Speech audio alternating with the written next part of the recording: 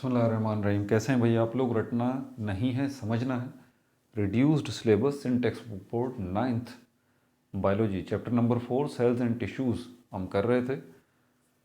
Copy pen से ले लीजिए, लेक्चर को नोट करना है और मुस्कुराते रहना। ये हमारा टॉपिक है कंपैरिजन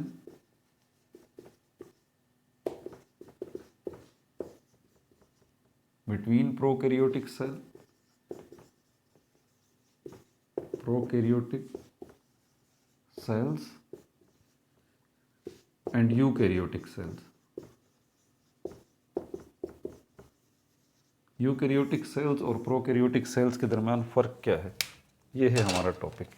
ये रही आपकी बायोलॉजी की बुक, सिंटेक्स बुक बोर्ड, और इसका पेज नंबर आप निकाल लीजिए 59, comparison between prokaryotes and eukaryotes. Page number 60 पे पूरा एक टेबल भी बना हुआ है, तो कुछ इन्फॉर्मेशन हम यहाँ से लेंगे।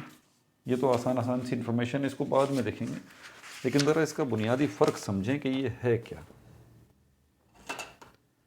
कंपैरिजन वर्ड का मतलब क्या है? कंपैरिजन का मतलब होता है मवाजना करना, मवाजना करना दो चीज़ों का मवाजना करना। ठीक है, आपके पास मोबाइल है, आपके भाई के पास भी मोबाइल है, वो बोलते हैं मेरे पास मोबाइल अच्छा है तुमसे, आप बोलते हैं नहीं मेरा मोबाइल आपसे अच्छा है, तो आप क्या करेंगे? चलो कंपेयर कर लेते हैं। दोनों मोबाइल आप निकालेंगे, आप अपनी खुसूसियात बताएंगे, मोबाइल के फीचर्स बताएंगे, वो अपने बताएंगे। कोई थर्ड पार्टी वहाँ आ जाएगी और बताएगी दोनों के कैरेक्टरिस्टिक्स जो बताए गए हैं, उसमें जजमेंट कर देगी, फैसला कर देगी भाई इसका मोबाइल अच्छा है। ये मवाजना है, ये कंपैरिजन है। यहाँ पर हमारे पास दो किस्म के सेल्स का कंपैरिजन है, प्रोकैरियोटिक और यूकैरियोटिक। इसको डिस्कस करने से पहले आप ज़रा हमारी ज़मीन की तरफ चलिए। मैं बार बार चाहता हूँ कि आप इससे बाहर न जाएं। ये हमारी अर्थ है, ठीक है। हमारी अर्थ जो है इसमें 4 जगहें हैं, 4 साइट्स, 4 साइट्स। कौन कौन सी? ऑन लैंड, ज़मीन के ऊपर यानी कि सरफेस पर। दूसरी कौन सी जगह है? एयर। तीसरी कौन सी जगह है? With in land, with in land यानी कि ज़मीन के अंदर। और चौथी जगह है इन वाटर, पानी के अंदर। आपकी ज़मीन की सरफेस के ऊपर भी लिविंग थिंग्स रहते हैं, आपकी एयर जो है उसके अंदर भी लिविंग थिंग्स रहते हैं, मट्टी के अंदर भी लिविंग थिंग्स रहते हैं, और पानी के अंदर दरियाओं समंदरों में भी लिविंग थिंग्स रहते हैं। अब ये अरबों खरबों लिविंग थिंग्स जो हैं, ये इनको हम ग्रुप्स में डिवाइड करें तो इनको 5 ग्रुप्स में हम डिवाइड कर सकते हैं। 5 ग्रुप्स में हम डिवाइड कर सकते हैं। इनकी मतलब 5 क्लासें बना सकते हैं बड़ी, जिनको किंगडम कहा जाता है। किंगडम जिनको कहा जाता है। ये कितने किंगडम्स हैं? ये 5 किंगडम्स हैं, ठीक है। 5 किंगडम्स हैं। सारे के सारे लिविंग थिंग्स जो कि इन 4 जगहों पे पाए जाते हैं, सबको जो है इन 5 किंगडम्स में डिवाइड कर दिया गया है, ठीक है। अब लिविंग थिंग्स हैं अगर ये सारे के सारे, और ये तो डेफिनेटली ये किससे मिलके बने हैं? ये सेल्स से मिलके बने, ये सेल्स से मिलके बने, एक बात तो तय है, सेल थ्योरी यही कहती है।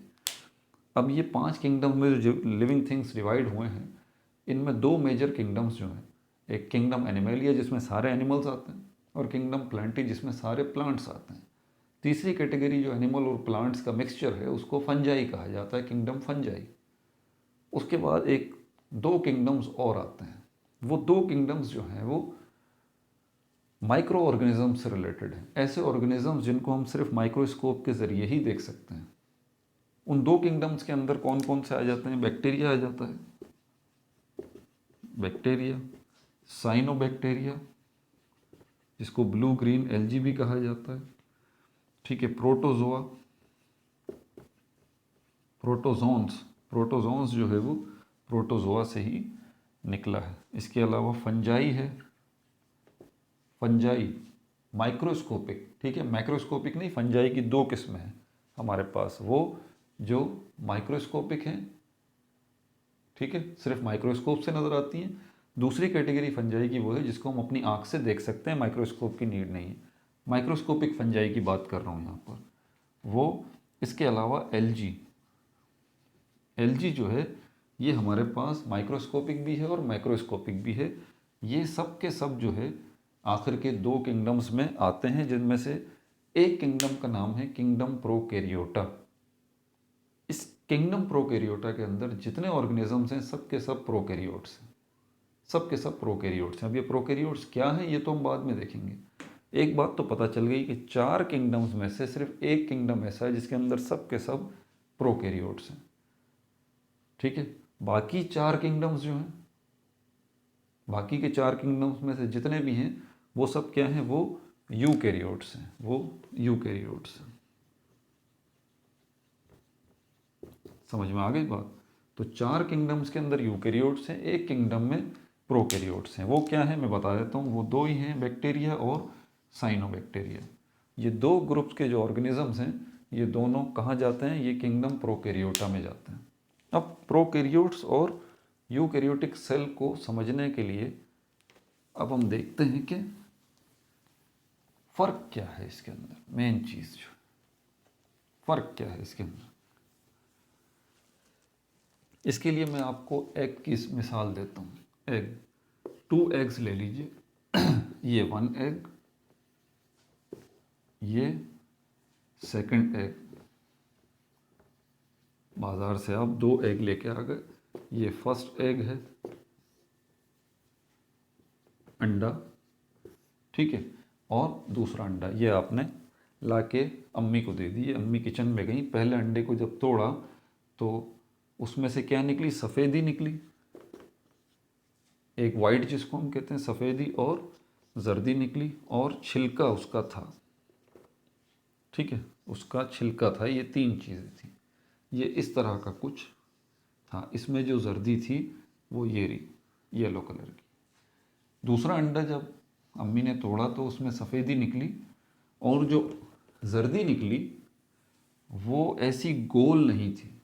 ये कैसी है जर्दी, ये राउंड इन शेप है, राउंड इन शेप है। लेकिन यहाँ पर, और ये जो सफ़ेदी है, सफ़ेदी जो है वो उसकी कोई शेप नहीं है। सफ़ेदी कैसी होती है, इर्रेगुलर शेप्ड होती है, इर्रेगुलर शेप्ड होती है ये सफ़ेदी। ठीक है, ये दूसरा अंडा जब तोड़ा तो इसके अंदर ये जो सफ़ेदी थी ये तो थी ही इर्रेगुलर, ठीक है, लेकिन ये जर्दी जो थी ये भी बिखरी हुई थी। ये भी इसी सफ़ेदी की तरह जर्दी जो है ये भी गोल शक्ल की नहीं थी, बल्कि ये भी बिखरी हुई थी। अम्मी ने आपको कहा कि एक एग और लेके आ जाओ। 3 एग्स हो गए, 3 एग्स हो गए। अब एक एग जो है वो और आ गया, ये थर्ड एग है, थर्ड एग है ये। अम्मी ने इसको तोड़ा, सफ़ेदी तो इर्रेगुलर हुई और जर्दी जो है वो गोल शक्ल की आ गई। ठीक है, अब अम्मी ने एक सुई ली छोटी सी और इसको मारी, इसको जर्दी को ऐसे मारी। जैसे ही जर्दी को मारी तो अब क्या नज़र आया कि सफ़ेदी तो वैसी ही अपनी जगह पे, लेकिन जर्दी जो है वो फट गई, रप्चर हो गई, और इसकी सफ़ेदी यूं बिखर गई। क्या बात पता चली, आखिर अम्मी ने इस जर्दी को पिन क्यों मारी? पिन मारी तो इसकी जर्दी भी बिखर गई, पहले नहीं बिखरी हुई। इसका मतलब है कि ये जो जर्दी है इसके गिर्द कोई कवरिंग है, कोई थैली है, कोई पाउच है जो कि इनविजिबल है, हमें नज़र नहीं आ रहा, जो कि इनविजिबल है, हमें नज़र नहीं आ रहा, और उसने इस जर्दी को समेट रखा है। उस पाउच ने, उस थैली ने, उस कवरिंग ने या उस स्किन ने इसको घेर रखा है, जो कि हमें नज़र नहीं आया, अम्मी को भी नज़र नहीं आया। लेकिन उनको एक आइडिया था कि कुछ ना कुछ तो है ऐसा जिसने इस जर्दी को संभाला हुआ है और इसको गोल शक्ल दी हुई है। ठीक है भाई, और जैसे ही पिन मारी तो इसका मतलब अम्मी ने वो स्किन जो थी इसकी, वो जो पाउच था इनविजिबल जो कि नज़र नहीं आ रहा था, जिसमें ये जर्दी मौजूद थी, वो फट गई, रप्चर हो गई, और ये जर्दी बिखर गई इसके अंदर। अब इन तीनों एग्जाम्पल्स को जहन में रखिएगा। एक अंडा वो है जिसके अंदर जर्दी बिल्कुल गोल है, दूसरा अंडा वो है जिसमें जर्दी बिखरी हुई है, तीसरा अंडा वो था जिसमें जर्दी सही थी लेकिन उसको रप्चर किया हमने और उसके बाद वो उसकी जर्दी भी बिखर गई। ओके, अब सेल्स की तरफ चलते हैं। सेल भी कुछ अंडे जैसे ही होते हैं। एनिमल सेल की अगर बात करूं, प्लांट सेल भी थोड़े से चेंज होते हैं लेकिन बुनियादी तौर पर अंडे जैसा ही उनमें मामला है। तो ये सेल हो गया और इसके अंदर ये क्या है, ये न्यूक्लियस है, न्यूक्लियस है, ये सेल मेम्ब्रेन। अब यहां पर गौरतलब बात ये कि न्यूक्लियस जो है ये राउंड इन शेप का है, राउंड इन शेप का है। ये साइटोप्लाज्म जो है, इस साइटोप्लाज्म को आप बिल्कुल अंडे की सफ़ेदी ले लें, इस साइटोप्लाज्म को, ये जो लिक्विड है।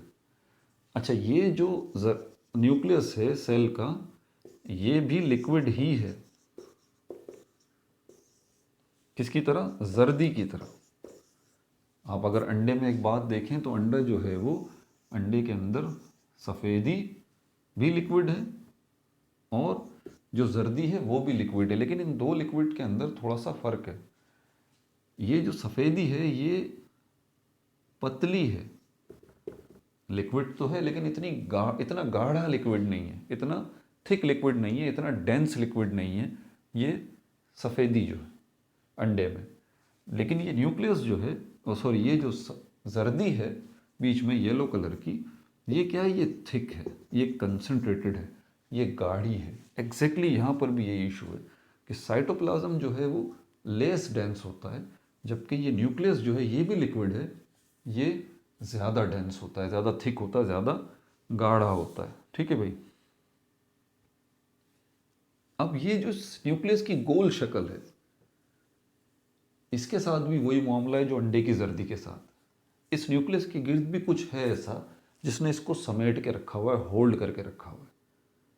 यहाँ पर उसका एक नाम है उस चीज़ का जिसने इस लिक्विड को, जिसको हम न्यूक्लियस कह रहे हैं, इस लिक्विड को जिसने समेट के रखा हुआ है, जो इसका स्किन है, ठीक है, उसको कहा जाता है nuclear membrane, nuclear membrane.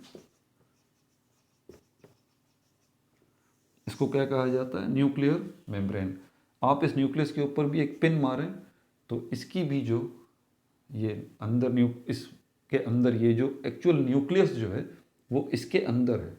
Nucleus का मतलब ये लिक्विड ना, जर्दी की तरह का। तो ये इसकी जो मेम्ब्रेन है उसको कहते हैं न्यूक्लियर मेम्ब्रेन। आप पिन मारें ये फट जाएगा, तो उसके बाद ये न्यूक्लियस वाला लिक्विड जो है ये भी यूं बिखर जाएगा। समझ आ गई बात।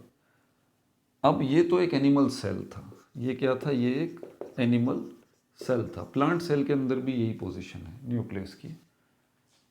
अगर आप एक बैक्टीरिया को ले लें, बैक्टीरिया को लें और उसको माइक्रोस्कोप के अंदर देखेंगे तो उसका न्यूक्लियस आपको गोल नज़र नहीं आएगा, बल्कि ऐसे ही बिखरा हुआ नज़र आएगा। ये न्यूक्लियस है, किसका न्यूक्लियस है, बैक्टीरिया का। इसी तरह साइनोबैक्टीरिया का न्यूक्लियस भी आपको ऐसा ही नज़र आएगा, बिखरा हुआ। समझ में आ गई बात। तो एक बात समझ में आती है हमें यहाँ पर, क्या वो चीज़ जिसने यहाँ सेल के अंदर इस न्यूक्लियस को गोल शक्ल दी हुई थी वो यहाँ नहीं है बैक्टीरिया के पास, साइनोबैक्टीरिया के पास भी वो नहीं है। और वो क्या है, वो ये न्यूक्लियर मेम्ब्रेन। बस यहाँ पर फ़र्क शुरू हो गया। वो सारे सेल्स जिनमें न्यूक्लियर मेम्ब्रेन मौजूद है उनको क्या कहा जाता है, उनको यूकैरियोट्स कहा जाता है।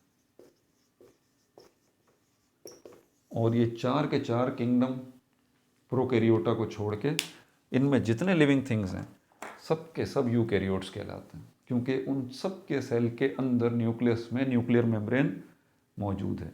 लेकिन बैक्टीरिया और साइनोबैक्टीरिया, इनके पास न्यूक्लियर मेम्ब्रेन नहीं है, एब्सेंट है। इस वजह से इसका जो है वो बिखरा हुआ है सारा का सारा न्यूक्लियस इसके अंदर। तो ऐसे सेल्स जिनके अंदर न्यूक्लियस जो है उसके पास न्यूक्लियर मेम्ब्रेन नहीं है, तो वो प्रोकैरियोट्स कहलाते हैं, जिनमें दो ही कैटेगरी है, बैक्टीरिया और साइनोबैक्टीरिया की। और दूसरे वो जो यूकैरियोट्स कहलाते हैं, जिनके न्यूक्लियस के पास न्यूक्लियर मेम्ब्रेन है, इसीलिए उनकी शक्ल भी गोल है। अपना बहुत ज़्यादा ख्याल रखिएगा। इसको पार्ट 1 करते हैं हम, ठीक है। पार्ट 2 के अंदर वो जो टेबल दिया हुआ है उसके अंदर उस कंपैरिजन को डिस्कस करेंगे। No like no subscribe, only share.